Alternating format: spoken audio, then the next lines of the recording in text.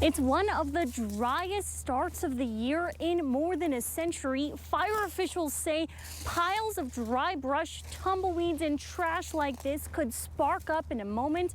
And this pile is right against the property of Susan Brown. Between the neighbor and I here, we are the tumbleweed king and queen. We are at an extreme drought level.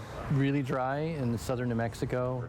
It is extremely dry. We've been in a drought, persistent drought, for a couple of years now. Not just this year, but the past 2 years.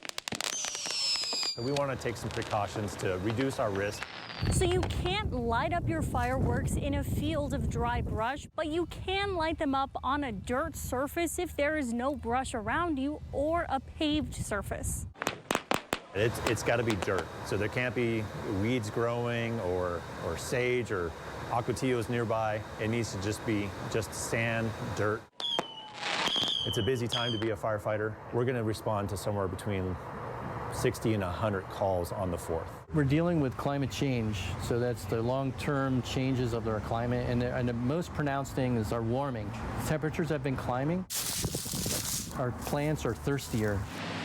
Las Cruces rain numbers might be dismal, but 3/4 of an inch below the average for El Paso, where we should be this time of the year.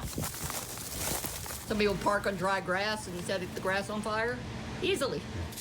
Chief Smith said there will be more firefighters working on the 4th of July, and you know what that means? It'll be harder to get away with using illegal fireworks in unsafe areas. Reporting in North Las Cruces with our New Mexico Mobile Newsroom, Kate Beery, ABC 7.